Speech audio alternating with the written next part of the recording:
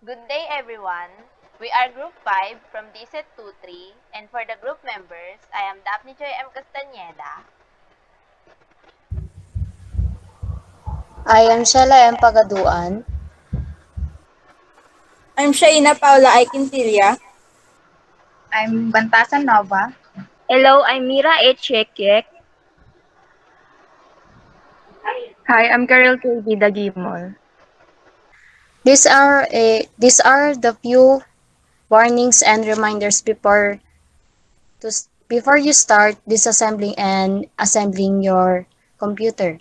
First, fully shut down and unplug the computer before you make any attempts to disassemble the tower or your PC.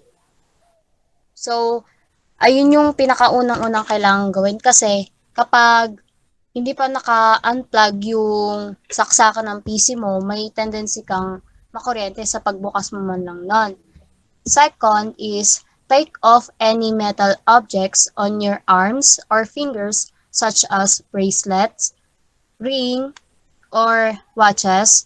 Even if your units is unplugged, there may still be some remaining electric charge. So, ayun po yung kailangan natin gawin. Tanggalin po natin yung kung ano yung mga nasa kamay po natin at para maiwasan na rin natin yung pagkakuryente. Next naman po is si Miss Karil.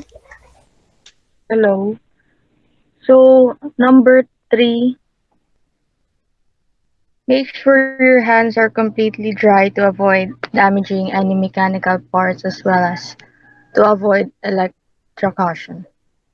So, just make sure that our hands are dry and it was completely sanitized also to avoid um, damages to our equipments or parts.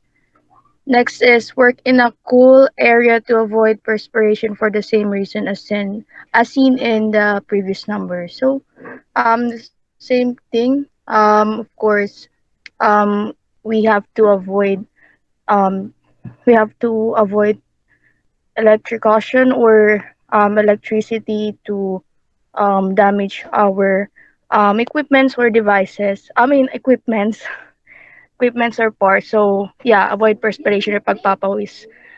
So, kailangan mag-work tayo sa area or environment na kahit pa paano yung temperature is hindi tayo magpapawis. For 5 and 6, I will call Mira Yak Yak.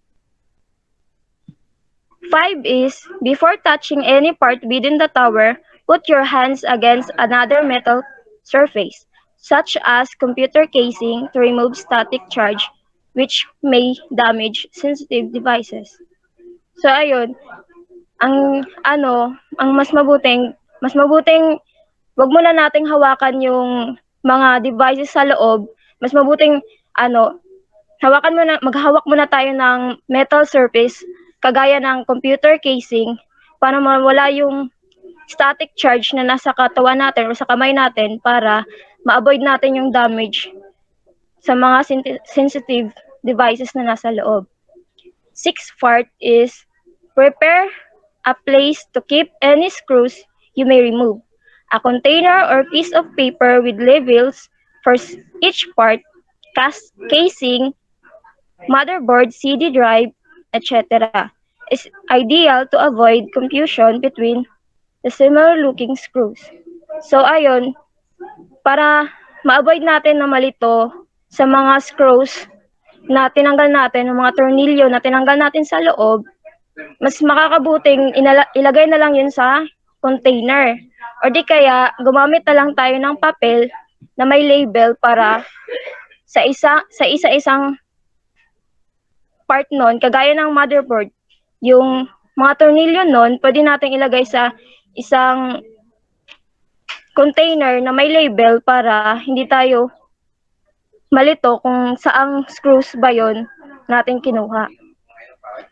The next part will be explained by Miss Shaina. So, 7, handle all parts with care and Place each piece you remove carefully down onto a stable surface. So, lahat ng mga parts ng PC na tinanggal natin or kinalas natin, dapat hawakan natin ito ng ng maayos at para maiwasan din yung pagka-damage or pagkasira ng isang part ng computer. And number 8, if a component does not come out easily, do not forcefully remove it. Instead, check that you are removing it correctly and that no wires or other parts are in the way. So, para maiwasan yung pagkasira ng wires and ibang parts ng computer na hindi natatanggal agad, kailangan nating uh, kailangan nating hindi biglain yung pagkatanggal nun para yung part ng piece na tatanggalin natin ay hindi masira or pag may na-damage man na wires or parts ng computer ay maaaring hindi na gumana ito or hindi na mapakinabangan. So, yung number 9 and 10 ay i-explain ni Nova Bantasan. Thank you. Oh, our ninth precaution po is be careful when holding the motherboard. So, kailangan daw mag-ingat tayo na hawakan yung motherboard kasi sa underside nun, pointy yung naan doon. So, may tendency na masugatan tayo pag hindi natin iningatan kung paano siya hawakan. So, dapat alam natin kung saang part natin siya hahawakan. And ito, for the sake na din na hindi tayo masugatan and hindi natin masira yung motherboard. Yung pang 10th naman is never attempt to remove the power source or yung power supply. Siya yung malaking box na makikita mo sa loob ng CPU. So, a box attached to the side or bottom of the unit to which all cables are connected. So, attempt daw to remove that power source. So, the last two precautions will be tackled by Ms. Daphne Castañeda. So, dun sa last two na precautions is, pag magtatanggal tayo ng mga cables or yung mga wires or ribbons, make sure na paghahawakan mo siya na pagtatanggalin, isahawakan mo siya dun sa pinaka-head niya, hindi dun sa wire. Kasi pag dun mo sa wire hinawakan, may possibility na masira yun or yung wire lang mabunot mo. So, which means masisira siya.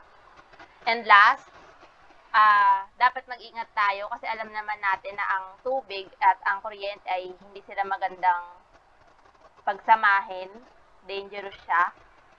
Kaya, ingatan natin na mapatakan yung CPU ng kahit anong klase ng liquid, yung pawis natin, tubig, or kahit anong form ng liquid na maipatak doon. Is delikado yun. Kaya, iwasan natin yon. And then, yung mga small parts ng PC or yung usually mga screw, mga small screw, ganon. Iwasan nating mapunta siya sa areas na hindi natin siya makukuha or maaabot. Kasi may hirapan tayong kunin, tas matatagalan tayo lalo. Kaya yung mga screw, kaya sinabi kanina, yung mga screw na yon is ilagay siya sa secured place para hindi ka rin mahirapan maghanap pag may nawala or may nagkulang na screw. So, yun lang ang mga precaution na lagi nating tatandaan pag nagbubukas tayo ng PC.